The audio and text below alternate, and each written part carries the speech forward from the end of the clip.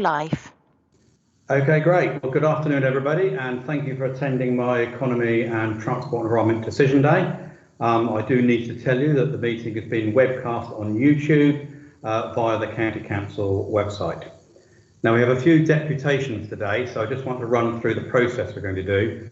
So we have several members of the public and member representations for the decision day. So I'm just going to outline the process. So what I would do is invite an officer to introduce each item, and then the deputation will be invited to speak, and that's for a maximum of 10 minutes. And then I will see whether the officer wishes to respond to any aspects of that deputation. So I know we have a few of our County Council colleagues wishing to speak as well, and I'd ask them if they can, politely, to keep to the 10 minutes as well. That would be appreciated. I also note that Councillor Russell Oppenheimer is in attendance to speak as the ETE Select Committee Chairman.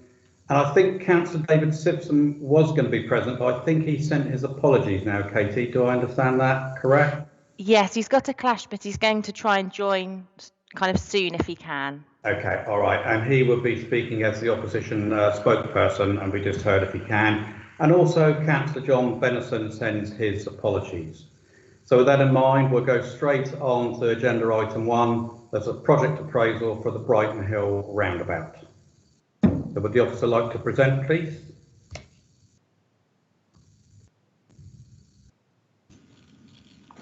Richard. Yes, hello. Thank you. Let me just grab the paper.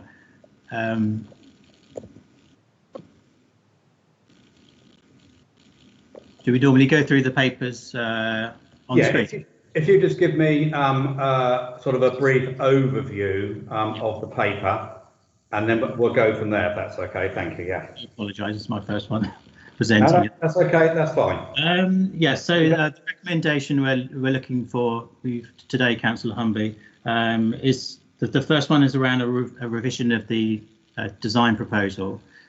Previously, in 2018, there was a decision made on the Brighton Hill roundabout improvement scheme, and since then we've done some additional work on obviously on detailing the design through, and then we're looking for a decision from you today to change the design, so specifically around the removal of the underpasses and the subways, and the reasoning behind that is in the report. Yep. The Camrose Link Road has been removed from the scheme because of the decision that was made from the Basingstoke and Dean Borough councillors on the Camrose development, and to also be recommending the opening of Western Way under a signalised junction arrangement onto the roundabout. The second point that we'll be looking for a decision today is around the funding from the LEP and the scheme, which is now 11.65. That's previously 13, and within the report there's recommendations for why that is now 11.65. Notably, the match funding from the council still remains the same as we agreed before. And the third decision is around just agreement that the budget has now been revised. Previously 20.7 million, now recommended budget is 19.3 million, and that takes into account the removal of Camrose Link Road from the scheme. So that's the three proposals that are on the paper presented today. Just as a recap, as I said before, the decision was previously undertaken in 2018. Since then, we've developed the design further, including removal of the subways. The subways, we had a look at trying to keep those open, because obviously the consultation before recommending that they wanted to keep the subways as well as the at-grade crossings, and we have tried as much as we can to keep the subways in the scheme. But there has been additional issues with the utilities and being able to keep the subways open and extended. Technical difficulties in extending the existing structures, having to deal with different structures and potentially different maintenance regimes. The costings for maintaining the subways are presented in the reports. We look specifically at trying to keep two of the main subways open. The priority route across the roundabout that is existing at the moment, they were still coming in well excess of the budget that we've got. Even if we were looking at the original 20.7 million, they're still in the region of about 25, 26 million to get subways working. even if the subways are included, we couldn't get the ramps to be compliant for the subways. And the whole one of the big aspects of this scheme is to maintain good links for pedestrians and cyclists, and that certainly would be precluded if we included these subways and extended those. We'd be making it worse and steeper for those, and it would certainly disadvantage them. The recommendation is still to proceed with the at-grade crossings. This meets with safe recommendations from design standards. We've been through the road safety audits. There's no recommendations that come through on that would seriously affect our decision to maintain the at-grade crossings. In addition, we've also received some additional funding for the Brighton Way cycle route, which is going to be part of the emergency active travel funding. We secured £410,000 for that, to a £3.28 million grant for the Hampshire County Council. So we're pleased to be bringing that forward. It's in addition to the scheme outside of this actual PA, but it's worth noting that we really are improving the pedestrian and cycling facilities through there. We're looking at the landscaping at the moment on the scheme and the proposed planting on there to see if we can retain some of the species. In the report, it makes mention of the landscaping being very closely planted, and we will be taking the opportunity to develop a well-detailed tree mitigation planting plan as part of the development going forward. Just on a summary on the Camrose, that got in July 2020, it got Reg 3 planning permission for the Camrose Link Road itself, and 23rd of September went to Basingstoke and Dean Borough Council development control meeting to try and well, the developer proposed that to see what would happen with the Camrose site. He was seeking 2 outlining planning applications for the site. A part of that was to go forward. If it was successful, we would be dedicated land to construct the Camrose Link Road. Unfortunately, that was refused at planning. We're still waiting to hear what the developer is going to do about that process, whether he's going to appeal or not. Unfortunately, that means that the land that we had requested is not going to come forward, including the 3-metre strip, which alongside the A30, which was going to be used as part of the improvement works. So that's not coming forward either. So we've had to move forward with the scheme. So part of the EM3 business case, there was a fallback position because this was always one of our higher risk items on the project. So we did agree with the EM3 LEP that there would be a scheme that could come forward that still delivers very high value benefits for traffic congestion improvements, and this is the case in Appendix 1. So that's the scheme plan that we're presenting today for recommendation to take forward into the next round of detailed design. So really, recommendation today in summary is an approval to move forward with that plan for detailed design, probably coming back to the exec member in March of next year for a final decision on the project and to take forward to tendering. Okay, well, that's great. Thank you very much, and well done for the first time. Thank you. I would just like to point out to a lot of people who have joined the decision day for the first time, of course, the paper to get to this stage goes through a very lengthy process. There's been many officer meetings between the local authorities. It looks at scrutiny, and I've spent a lot of time discussing this with yourself and officers and with the director as well. So this is sort of the final stage, if you like, to just be clear to everybody that's either watching or attending the meeting. Councillor Andrew McCormack. Andrew, would you like to make your deputation and your points, please, and welcome. Thank you, Councillor. Also, Richard, I'd like to thank you and your officers for your excellent presentation that you made to the Basingstoke members on Monday. It was very informative. I did have 3 questions which have been answered in at least in part. My first concern is really flagging the very high number of pedestrians that use the at-grade crossings in the peak period. There's something like 450 were measured during the AM peak period. These are predominantly school children and elderly people at different times of day wanting to access doctors' surgeries and schools. We did have a conversation at the briefing about it, I am aware that consideration has been given to a footbridge. That there may be some indicative cost estimates pending on that, but the scheme as it stands, there's not the money available to that. I would just like to put a flag down that future consideration be given to that, especially in view of the fact that the cycle path is going ahead in Brighton Way, and I'm extremely pleased that that's happening and that that's going to be brought forward in time for the start of the next academic year. I would also like to flag that we do have a couple of warehouse developments in the Viables industrial estate feeding onto the Harrow Way, one of which construction has started, the other decision is pending. That will increase HGV traffic into Harrow Way, but as a result of the discussions at the briefing, I think we're reasonably confident that the plans as they are will cope with that. And also had some concerns about landscaping and cycle path lighting, and I think they have been addressed as well.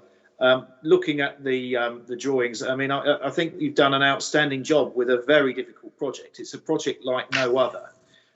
We've had several iterations. The Brighton Hill Roundabout is going to be absolutely key, given the very large number of houses that we're going to have built in the near future. 2,000 houses further down the A30, another 9,000 in many down south, a possible hospital going in at junction 7 of the M3, and possibly also there's a planning application on some large warehouse development. I think Amazon have expressed an interest in one. This is going to increase the traffic on the A30, and at the moment there are about 6 large housing estates that all feed into Brighton Hill to get from one side to the other. So this roundabout upgrade is very badly needed, and I'm really pleased that it's finally coming online. Thank you, Councillor McCormack. That was very useful, and thank you for mentioning the officers' briefings that you've had as well. And I know all the county council members and district and borough council members have been briefed as well. And indeed, I've had various meetings with Maria Miller, the MP, as well. And as you said, it has been quite a lengthy process, this. So I'd also like to thank and I'll come to you in a minute, Richard, to address a couple of those points. But also like to thank the officers in view of the planning refusal. They quickly had to set to and redesign a lot of this, and indeed renegotiate with the local enterprise partnership. So, and of course, we're all time limited on that. Richard, did you want to address just briefly a few points that Councillor McCormack has raised in terms of the upgrade and the numbers? Yes, certainly. Around the numbers on the, I guess for the crossings, yeah, we have had a really good look at the crossing numbers anticipated, and we did do quite a detailed cycle and pedestrian count within the subways. On two actual occasions we've done this to collect the numbers.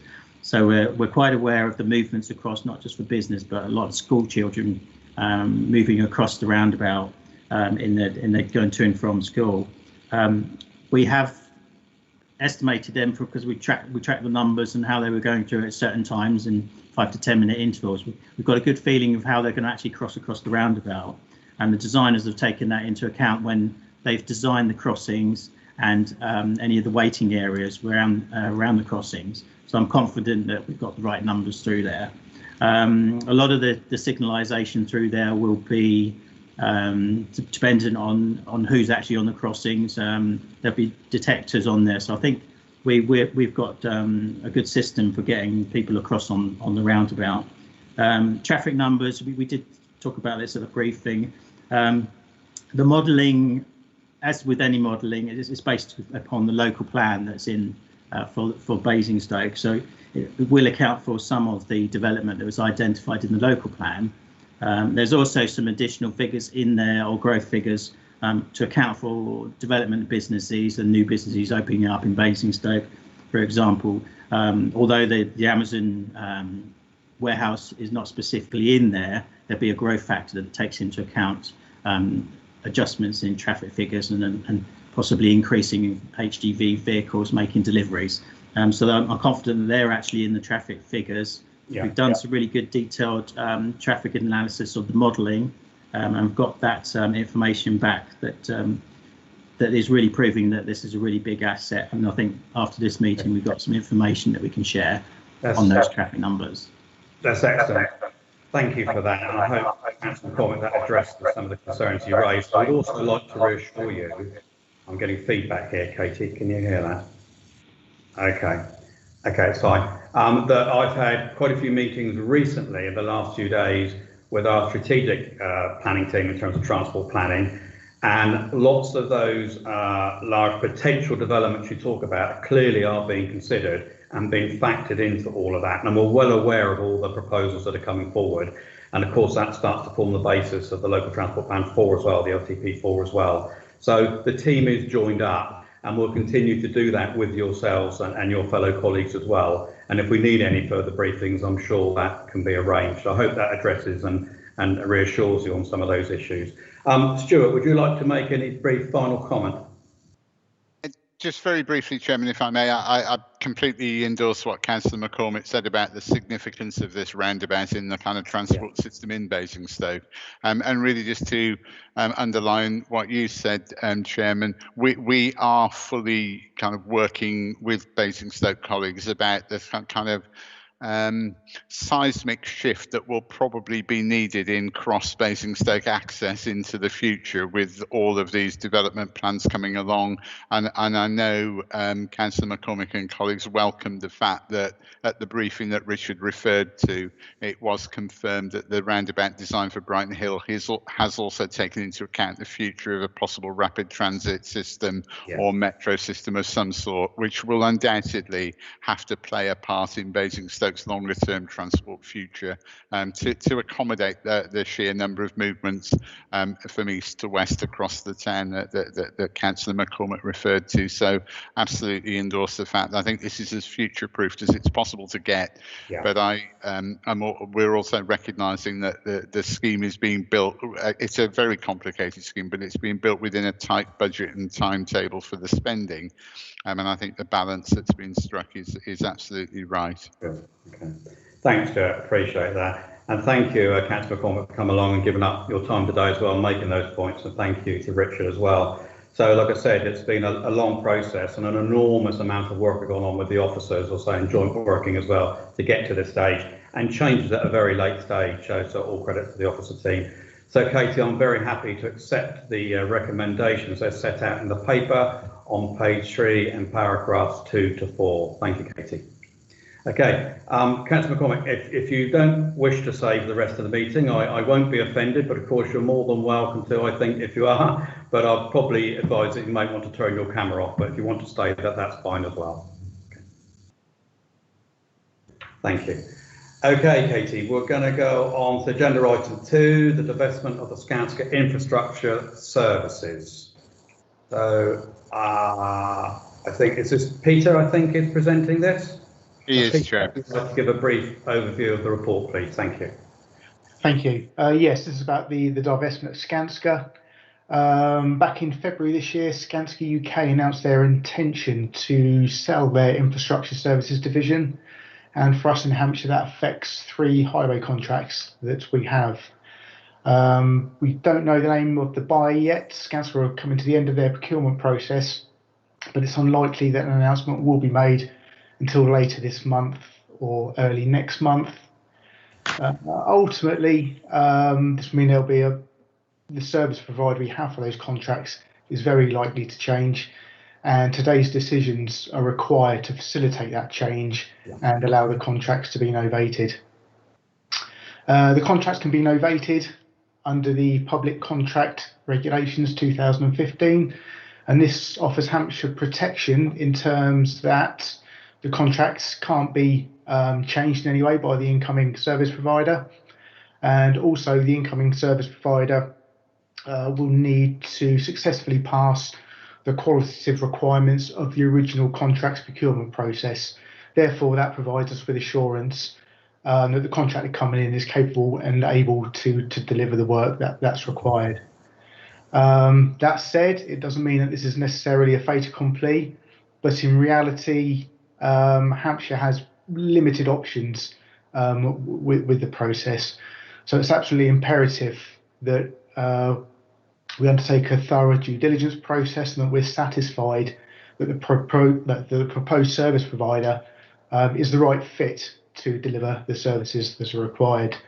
And that due diligence process will mean the proposed contractor undertaking the original PQQ evaluation, and we will also hold a number of meetings with the contractor to understand how they plan to mobilise and deliver the contract and their future intentions and aspirations for delivering a service longer term.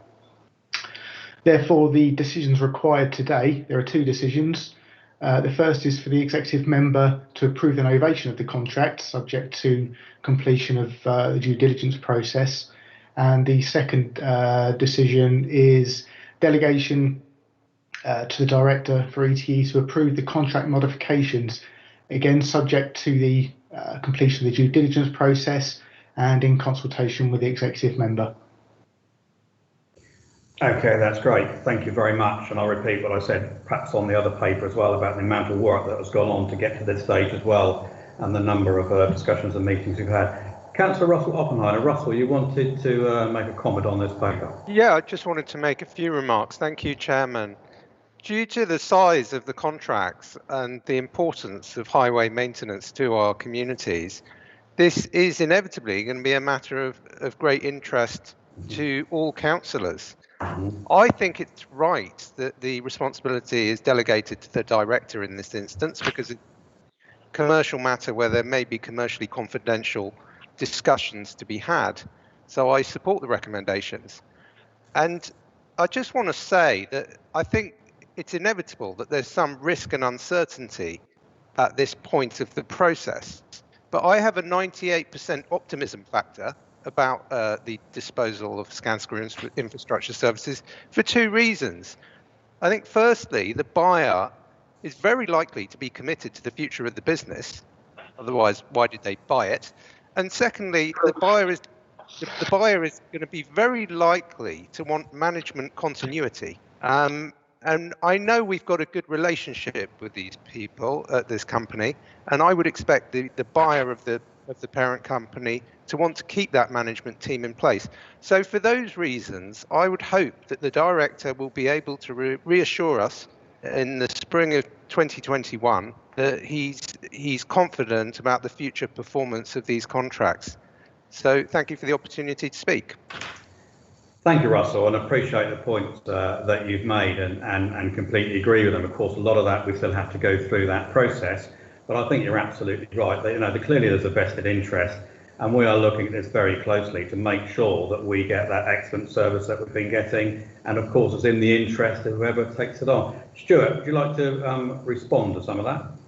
Thank you very much, Chairman. Yes, and I endorse what Councillor Oppenheimer was saying. I mean, certainly the due diligence process and the contract novation is largely a technical exercise in the sense that there is, as Pete said, very little discretion for the County Council to not novate the contract, given that the incumbent service provider is being sold to another company. If the due diligence test fails, then obviously we're in a different position, but I think that's probably quite unlikely. I don't think, given that Skanska have been through a process of vetting the buyers and narrowing it down to a preferred bidder, the chances of someone not being able to meet the requirements of the contracts that they're taking on are probably quite low. Nevertheless, it's important that we do the due diligence properly to ensure that Hampshire won't be disadvantaged. But yes, I think Councillor Oppenheimer is absolutely right that the new company will probably want to start off.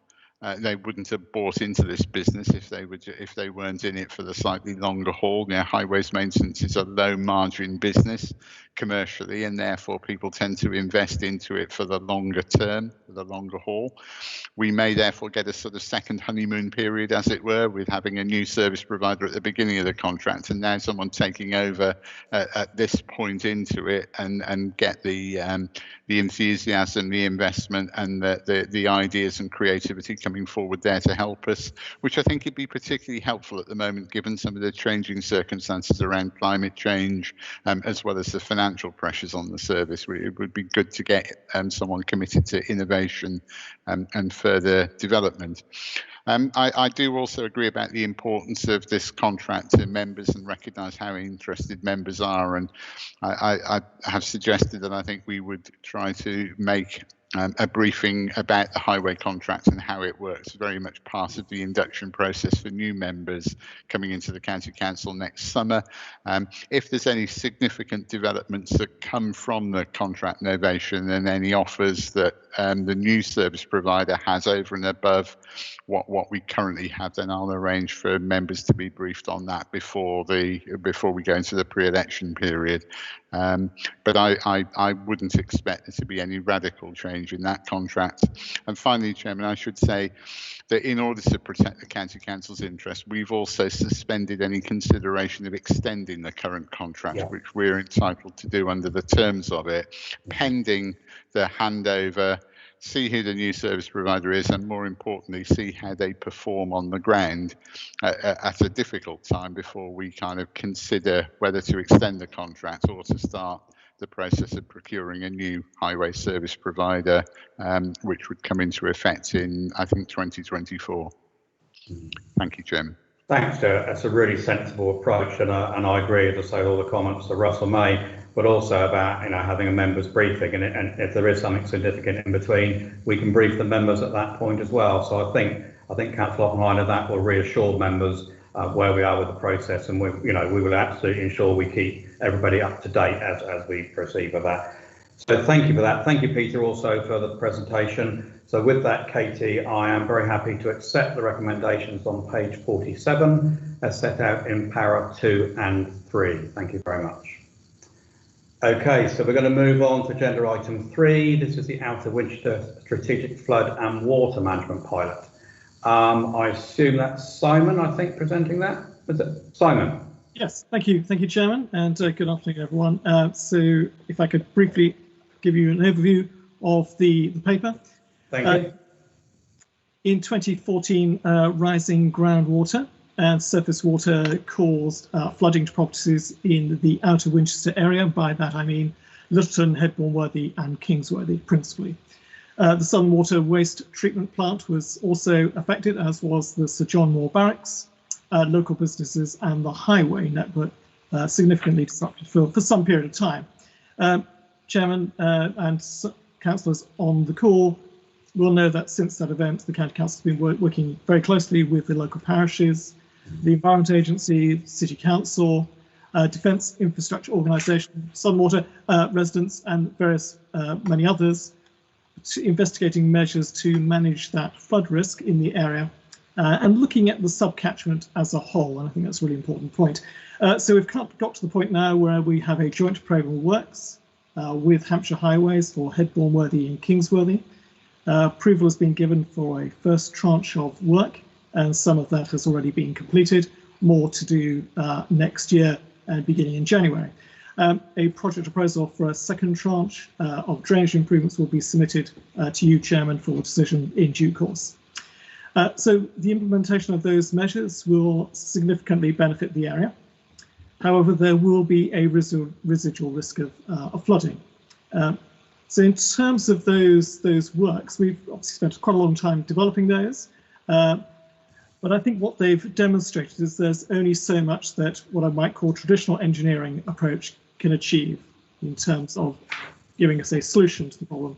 And actually what we've reached now is a realization, a recognition that what we need is a strategic approach to explore how the complex flood and water management issues, so it's not just about the flooding, but how we manage the whole water cycle, how we can do that in this location, both now and in the future, taking on board the challenges that we know we face, and that's both continuing changes in land management, future development, and of course, climate change.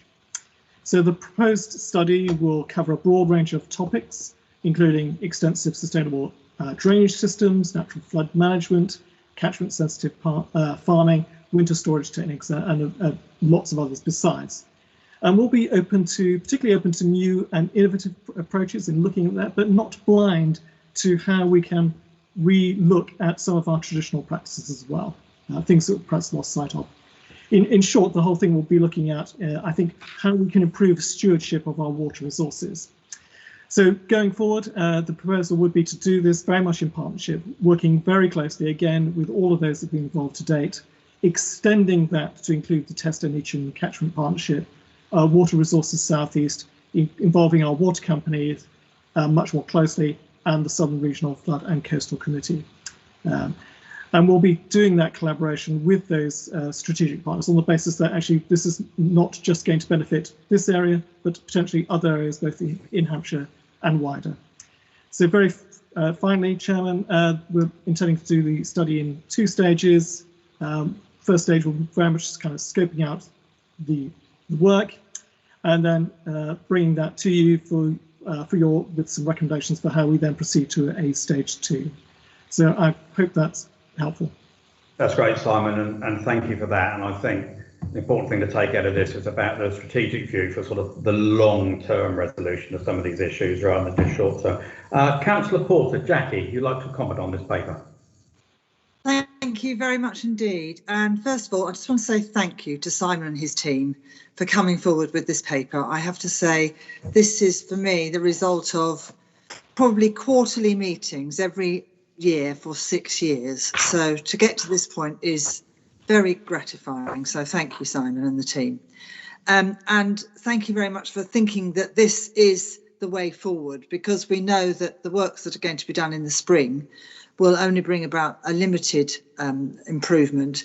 We had a very, very near miss in 2020 when the roads started filling up and the river started threatening households. And we also know that in 2000, it's very relevant at the moment, because I remember literally holding 2 people again apart from each other. One wanted to get their Christmas turkey and one wanted to keep their sandbag in front of their property, and it literally was fisticuffs at that stage. So going back to the serious point about it, of course I support this plan for a pilot programme, and I really want this study to explore options for long-term mitigation, because it doesn't actually just happen here, but on several other points in my own division as well as across the county. And it's devastating, and actually, unfortunately, in a way, our own experience allows us to give people advice which then stops their house flooding, because we've known this problem's going on for so long. And by stopping them flooding, we've actually, in a way, made it more difficult to get funding. And I think very conscious that this is something that's really created a problem. And also, when we have looked at potential alternatives, such as just bigger pipes, the complication of the services under the road is so complicated that the complete disruption it would cause for months and months is just obvious how much it would A, cost, and B, disrupt, and potentially wreck everybody else's services too. So these floods have, people think that they're only happening recently, but we do know that along Springvale, people used to take a boat along the ditch. And so we know that this is ancient and an ancient problem. And we also know that the farmland has been increasingly built up on, but we have got a lot of farmland around the Worthies and around Littleton. And this is an opportunity to look at the way in which we manage that water going not only over our public spaces and public roads and highways and public land, but also private landowners too. And I really welcome that conversation. So all in all, this decision is that culmination of that work by the team. We've tried lots of alternatives, and I think this one is really where we should have started 5 or 6 years ago, really. We knew it was work that needed to be done. We've kept trying to find other fixes, but this is really the work that we need to do.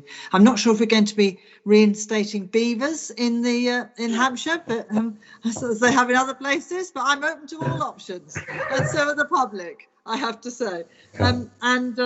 I do really want to see this work done, and I do believe it is something that's very useful for Hampshire as a whole. So I really want to see this work can be done determinedly. I realise it won't be quick, but it will be determined, and I think the residents will really appreciate that, particularly as they've had such a rough deal over the last 20 years.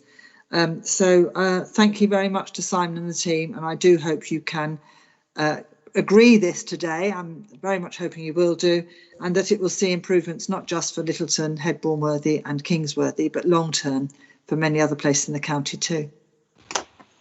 Thank you, Jackie, and appreciate that, and your enthusiastic support for the paper, much appreciated. Simon, would you like to come back on any of those points? I mean, most of them were thanking you, so I'm sure you would. Yes, well, I just want to say thank you to Councillor Porter and all the members who have given up their time and in the parish council as well to work with the team. I know it's been hugely frustrating in part because this is a very complex situation, and I think the legacy that Councillor refers to in terms of post-war development, the loss of our traditional ditches and drainage and our winterwands, buildings built across those flow paths. None of that is helpful. Councillor Porter has quite rightly referred to the spaghetti that is our utilities under the roads, and frankly, retrofitting anything in this situation is fraught with difficulties. So I'm very grateful for their understanding on all those points. Absolutely, just want to say you're really determined to do this piece of work. This feels as though it may have taken a little while to get here, but it feels absolutely the right time to be doing this now. The Environment Agency have started looking at what's called a Resilience and Innovation Programme. This is a national programme looking at just this sort of thing. We've been talking about it for a while. It's good now to be focusing on an area to take that forward. Whether that leads to the reintroduction of beavers, I will let others comment on that. So I'm probably best not to be drawn on that one at this stage, but I'm very interested in working with the agricultural sector, the land managers, landowners. There is a very good, very active farmer cluster in that area, so we will be making contact with them, as well as the Teston Itchen Catchment Partnership and other partners as well. That's great, Simon, and thank you for that. And also thank you to Jackie, for I know you've done a lot of work on this as well. A phrase I quite often use is about joining up the dots. And it's really interesting to see that everybody is working in partnership and working in partnership with enthusiasm to try and find a resolution to this. So physically actually on the ground working in partnership and the thinking behind it as well. So I'm really pleased with the paper as well. Stuart, did you want to make a final comment? If I may, Chairman, very briefly, I sort of echo Simon's comments and thank Councillor Porter, who I know has been a diligent campaigner to bring something more imaginative forward in terms of the way we try to deal with these type of flood situations. I just wanted to make a very brief comment on the timing. I know it's been a source of frustration. I think two critical things have happened that have made this timely now. One is the comment Simon made about the change in the first indication of a change in direction in central government thinking about the way that government money can be applied to try and mitigate and tackle flooding, which means schemes like this may now have a chance of getting funding in a way that they never would have done before. And the second thing is the development opportunity that the John Moore Barracks issue has presented means that suddenly we've got a significant potential development site right in the middle of the flood path here, which does provide an opportunity, which means that we may be able to produce an engineering type solution on a different scale than we would have done previously to help as part of the overall strategic approach. So whilst I understand the local frustration about progress not being made, I think those two things are critically come together to allow us to make progress now in a way that probably we wouldn't have been able to in the past. Thank you, Chairman. That's great, Stuart. And we had the first meeting the other evening of the John Moores Barracks. And I raised that very point about not missing this opportunity that could arise from that. So I think that's very important, So thank you, Simon, Stuart, and to Councillor Porter. Jackie, thank you very much for input there. So Katie, very happy to accept the recommendation set out on page 53, empowers 2 to 4. Thank you very much. Okay, so we go on now to agenda item 4. This is the pedestrian access to household waste and recycling centres. And I think Paul is presenting the paper today. Yes. Paul, over to you. Thank you. Thank you. Good afternoon, Councillor Humby. This paper is to look at considering pedestrian access to HWRCs, particularly a trial around New Alresford. It follows a deputation that we had at Full County Council back in September from 2 Alresford residents who were highlighting the fact that since the COVID pandemic had hit, we had restricted pedestrian and cyclist access to the HWRCs across the network, largely for social distancing reasons and to make sure that we kept reduced numbers of people on site in line with government guidelines. Prior to that, our historic position on pedestrian access has been historically discouraged for health and safety reasons. largely because none of the sites actually have any dedicated pedestrian access, and so it means people have to walk through the vehicle entrance, which is very much of a risk and is something that the health and safety executive are not particularly keen on. There are also issues around trade waste controls, people parking outside to avoid using their permit, and accusations of queue jumping in busy periods. But we did acknowledge at the time that we couldn't physically stop anyone walking in if they chose to, and it was permitted at the customer's own risk. As I mentioned, none of the sites have dedicated pedestrian access. Many other councils around us, particularly some of our neighbours, do discourage pedestrian access altogether. We wanted to take more of an open approach to look at doing something in line with the deputation that came through to trial something. The booking system that has been in place since the 11th of May, in terms of when the sites have been reopened after COVID, give us an opportunity to do that in more of a controlled way. And also effectively allowing the site to be closed off for a short period to allow people to come in and avoid that vehicle confusion during that period. The deputation focused on a couple of issues around inferring a discrimination against elderly and low income characteristics, an impact on physical and mental health, saying that it was detrimental to our county council climate change aspirations, and also an impact on fly tipping. So for all those reasons, we did want to have a look at doing a trial. The Alresford site lent itself to doing a 3-month trial, partly because while we've had very, very few complaints and inquiries about this subject in the last 6 months, of those 12 that we've had, half of them did come from Alresford, so it lent itself to that, and obviously linked well with the deputation. Mm-hmm. So the recommendation is that we would look at doing a 3-month trial at the Alresford site with a view to looking to see when the results are in to rolling it out on a more of a controlled basis elsewhere across the network at sites where it was appropriate to do so. Okay, that's great, Paul, and thank you very much for that introduction. Now we have quite a few people wanting to speak on this item. I think the first one, Casey, had 2 names, but I think Jonathan Williams is present. So Jonathan, if you'd like to turn your camera and mic on, and welcome to the committee and make your presentation. Thank you. Excellent. Thank you very much, Chair. So I come today to speak on this report to reallow pedestrian and cyclist access to the Hampshire waste recycling centres.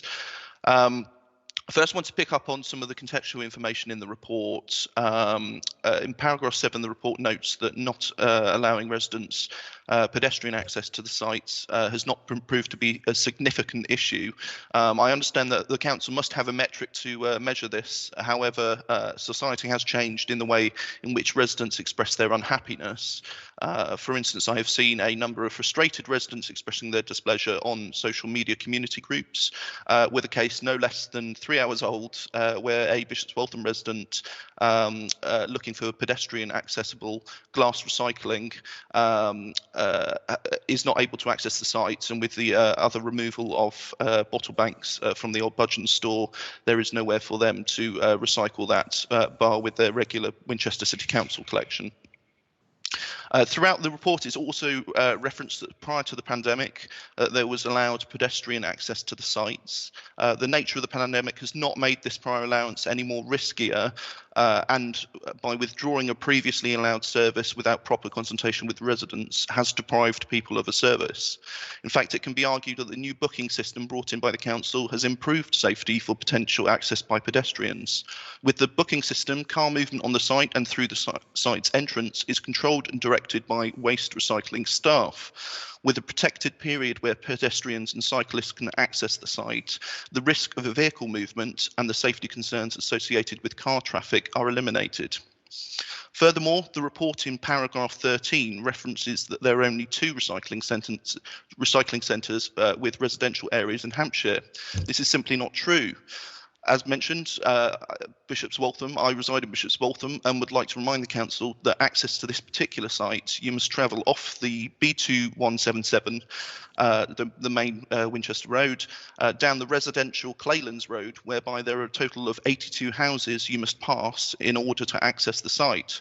With the UK average of 2.3 persons per household, that means there are an expected 188 people living on the same residential road as the recycling centre, with the closest residents living within a 20-second walk of the entrance. The polling station for half of Bishop's Waltham's residents is just also off this road. I believe also that the Alresford Centre sits within 100 metres of the nearest residential home. The report also notes that health and safety is sometimes used to justify discrimination against the disabled. This statement should simply not exist. Instead, the access for disabled should be made a priority and not ignored. There should be a method to accommodate and encourage those who are disabled to be able to use the services offered for those who are not disabled. This too applies on those on low income or who are in poverty. We know that having a car is a luxury, and again, restricted access to cars in all waste recycling centres means that this demographic is also unable to access the services that others can. On a personal experience, I'm currently on no income and would not just use the waste recycling centre for disposing of waste, but by also visiting on foot to use the recycling shop, such as the one in, as I mentioned, in Bishop's Waltham. To summarise, the Conservative-run Hampshire County Council has the lowest recycling rates in the country. The same Conservative-run Hampshire Council that last year declared a climate emergency, so restricting access to its recycling centres. Is the council really taking its own declaration seriously, or was it just a publicity stunt? I look forward to the council fully reversing its closure of its recycling centres to allow pedestrian, cyclist and vehicle access all to the same service. Thank you. Okay, Mr. Williams, thank you very much and appreciate your time coming along today. There are several other speakers and then you just follow the process as we go through today, so thank you for that. Katie, can I just check if Tim Pickering has joined us? Tim Pickering has sent apologies, Councillor Humby, so he's not attending, and I noticed Councillor Simpson isn't here either, so the next would be Councillor Porter. Okay, that's great, thank you very much. So Councillor Porter, Jackie, make your comments, please. Thank you very much, and I'm here partly because the deputation made by the two ladies to the main council, they can't obviously remake a deputation back here, but it is something that also the team will know that I've been inquiring about for quite some time because I'd had queries about it too. Yeah. So pedestrian access to the household waste recycling as a trial is a good idea, but actually I would prefer more than just a trial. In the paper it does cite climate change, and I agree this is for me, the principle of only going by car is completely anathema to climate change. Fly tipping, though, I don't agree with necessarily. I think it's we know from the impact of some of the massive fly tips that that is not necessarily the reason why people avoid using a recycling centre. However, the equality issue is my main argument here. There's a difference between equality and equity, and then removing systemic barriers to people so that they can take advantage of the same facilities. So inequality, we're basically assuming everybody will benefit from the same support and that everybody's being treated equally. But everybody isn't being treated equally. If you have a car, you can go to a recycling centre. If you don't have a car, you can't go to a recycling centre. And I'm sure that particularly in COVID-19 times, which is when this was set up, that this is not acceptable. Equity is when you give everybody different supports to make it possible to have the same user experience. So you would, in theory, say to everybody, we will make arrangements for you to turn up at this particular site in the same way so that you have the same user experience. And the problem with the proposal that's being made is it isn't equal because it isn't offering everybody the same user experience. They can't book and turn up at any time of day that suits their daily lives. So whether it's someone that's on shifts or works in a shop and is not available in the mornings or the afternoons, they have only very limited times that they could turn up at the recycling centre 3 mornings a week. So they are not being treated equitably. But the simplest thing to do is to remove the systemic barrier to all of this. Remove the barrier that says you can only turn up on 3 mornings a week for half an hour, but make it so that you're just the same as everybody else, that you can make a booking just like everybody else can at the same time and go at the time you want to go. And that's what I'm seeking here. So I appreciate that some rules were set in play from the beginning of the COVID-19 restrictions, and I realise that those will probably continue for some time. But whilst this plan is here for starting immediately with a 3-month trial, that takes us into the depths of winter. And I'm asking at least for a 6-month trial or until the COVID-19 restrictions stop. I'm asking to see the opportunity for anyone to make a booking, whether on bike, with a carrier, to make it a walk-in or a car at any time. Because as we've said, at the moment, it's, as the previous speaker said, at the moment it's actually safer than it used to be before COVID-19 times, when the number of people actually on the site at any one time is much more limited. And when the COVID-19 restrictions are actually lifted, that we can resume the bike bookings as we always have done in the past, but also resume the walk-in bookings, which were stopped, I don't know, a few years ago. There's absolutely no reason why someone who literally lives within 100 metres of a site not being able to walk in with something or take a bike in to recycle it or any other small item of equipment they can take in. In the paper, it does suggest that curbside collection is potentially okay. But for the slightly bulkier items that you can't put in your recycling bin, then only at the moment, the only suitable alternative is to book a collection, and those are very expensive too. That's really not very suitable. So I do see the point that there are some sites that perhaps may not be suitable when they're very, very busy. But most of the sites have quiet times, and somebody could book in to go by bike or by foot or even on a buggy. And I do want you to reconsider the limitations of the decision that's going to be made today and see if they can be widened more, or taken more widely, so that less restrictions are placed on this particular group of people who could really benefit from using the recycling centre, just like those of us that have a car. Thank you. Thank you, Jackie, very much for that. And yes, you're quite right, you do raise some interesting points. I'll just say quickly, my overriding consideration always is safety, and in these strange times, that clearly has to be a priority. Dominic, Councillor Hiscock, Dominic, would you like to make your points, please? Thank you, Chair. I hope I'm not repeating too much of what you've just heard, but I shall go anyway. I'll be quick. Thank you for allowing me to address you this afternoon about the issue of pedestrians and cyclists being permitted to use the waste recycling centres to dispose of their rubbish. I'm very supportive of some of the changes this government is trying to make to encourage active travel in the UK, and with the work that this county has done so far in line with government initiatives. This is why I was disappointed to find that pedestrians and cyclists are actually banned entirely from a facility that they pay for in their council tax and are entitled to use providing they arrive in a car or van, but are banned from using it if they have made a lifestyle choice not to use either.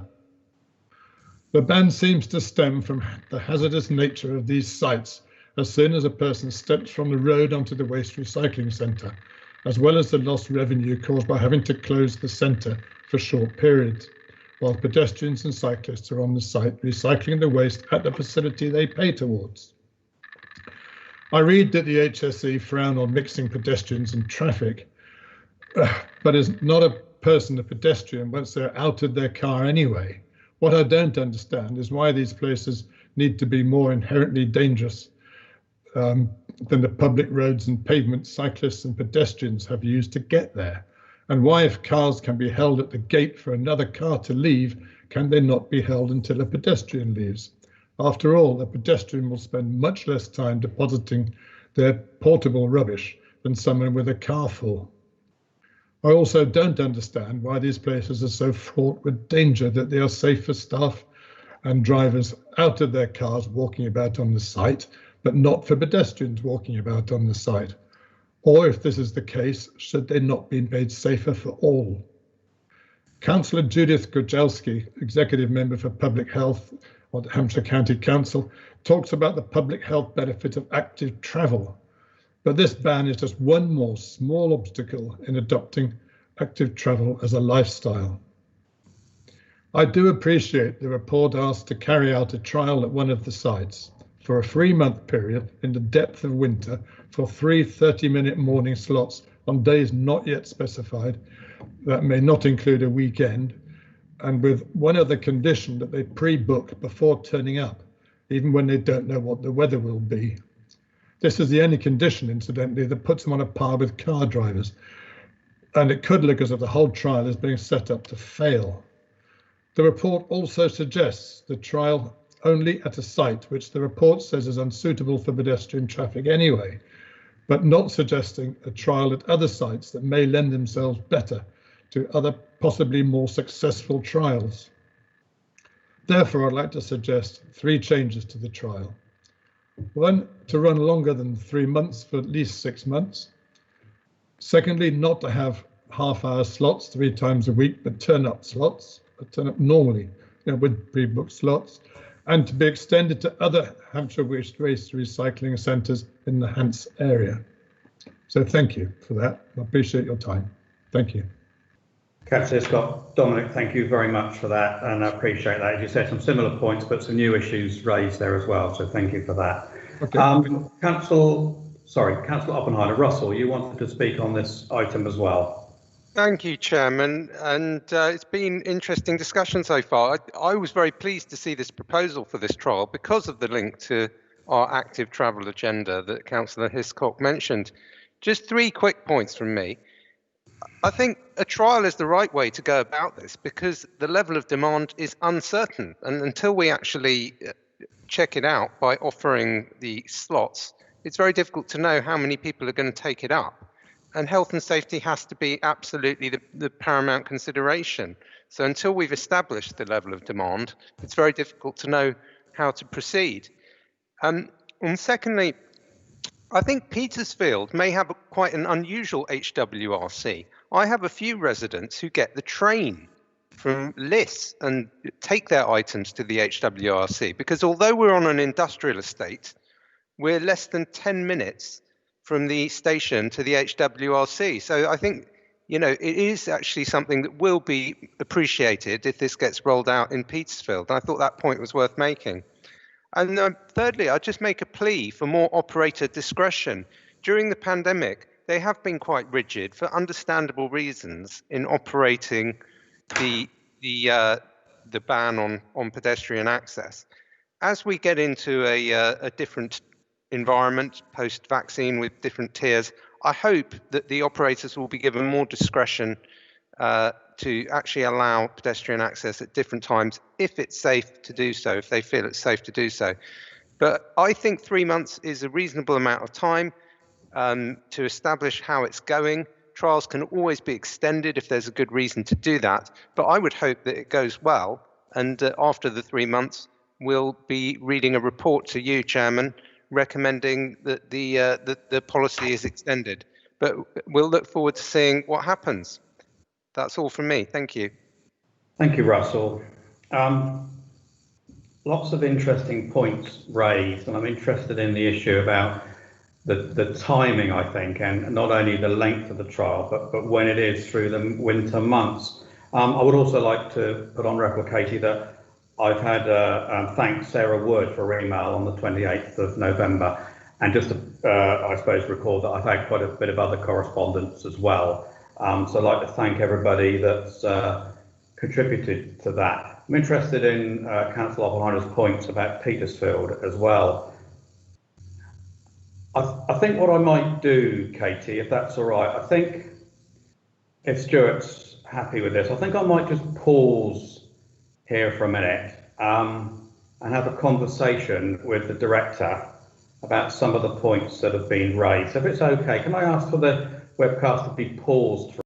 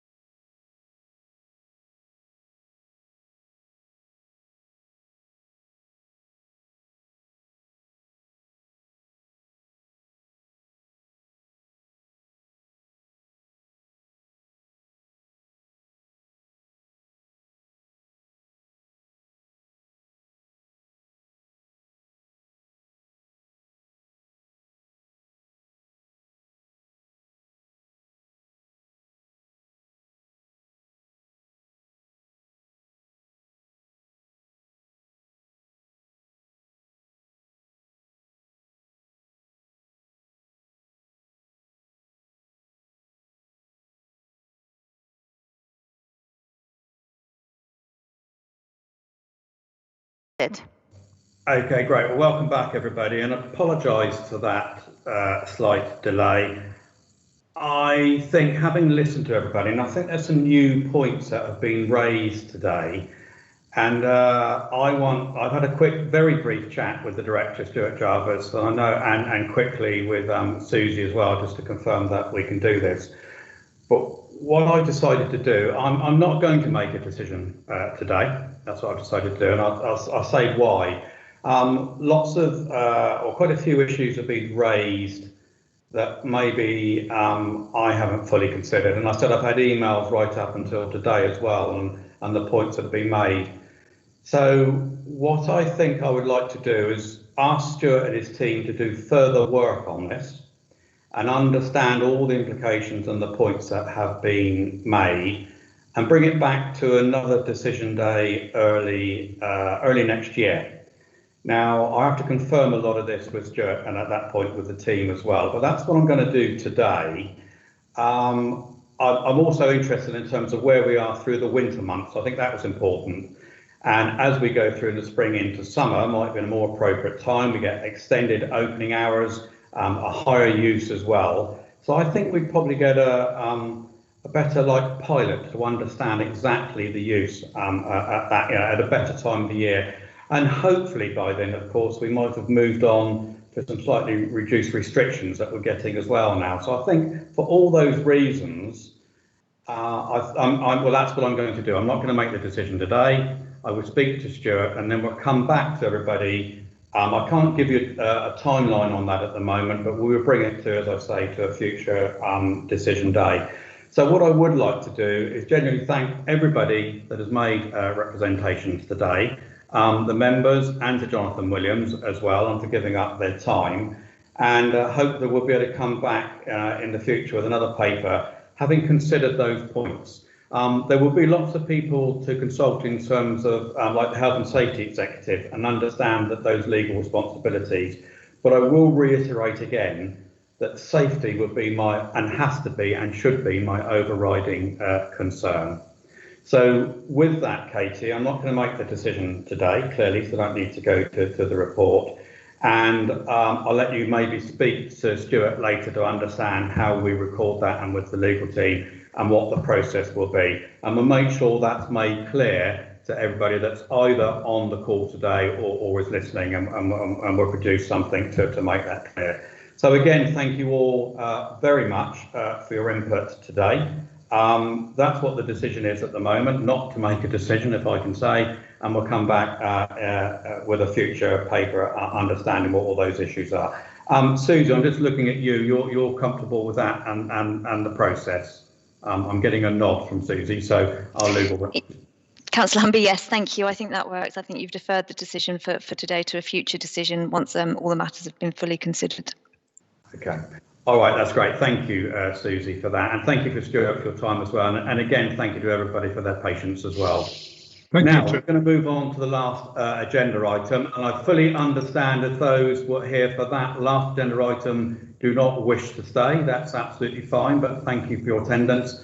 But we're now going to move on to agenda item 5, which is the utilities diversion in Chickenhall Lane. I think that is Sam, I think, is going to present that.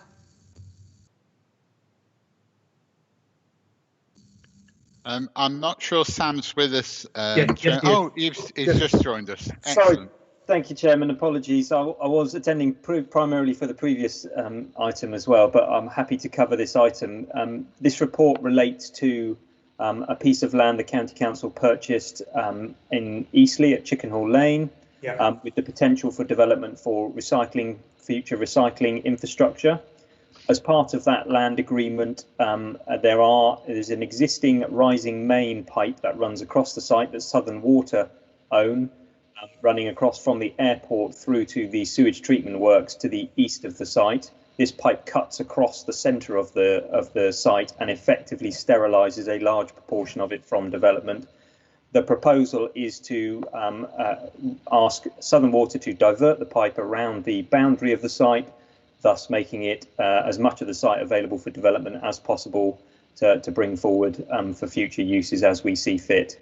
The paper outlines the cost implications of the scheme, which is just under £500,000, a contribution of which of 284,000 has been secured from the previous landowner, Clean Power, who sold the site to the County Council. And this will reduce the County Council's contribution down to just over 200,000. In addition to that, the County Council will be seeking contributions from our tripartite colleagues, Southampton and Portsmouth City Councils, who are joint co-signatories to the main waste disposal contract and operate under a tripartite agreement for all matters relating to waste infrastructure and disposal. Hopefully the recommendations set out are clear in terms of entering into an agreement with Southern Water and agreeing to fund those works, the funding of which is retained by the County Council, and half of it is retained by County Council in terms of the Clean Power contribution, and the remainder will be met from the Waste and Resource Management's existing capital programme budget. Thank you. Yeah, that's great, Sam, and thank you very much for that, and understand why this paper's coming forward. Perfectly reasonable and understandable. It potentially then frees up the site for future use as well. And as I say, with our tripartite members as well through the waste agreements that we have. I don't have anything further to add. I don't have anybody to speak on it. Stuart, I don't know if you want to make a brief comment. Just very, very briefly, Chairman, just to confirm that the timing is to take advantage of reduced mobilisation costs by tying in with another contract, and that's why it's come forward sort of ahead of the project appraisal for the main works. But you know, it's definitely a sensible and prudent thing to do in my view. Okay. Thank you for that, and thank you for that, Sam, as well. So, Katie, very happy to accept the recommendations on page 69 set out in paras 2 and 3. So I'd just like to thank everybody that's come along today and those who have made deputations. Thank you very much for that. And I would now formally end the meeting and ask the webcast to be ended. Thank you, Katie.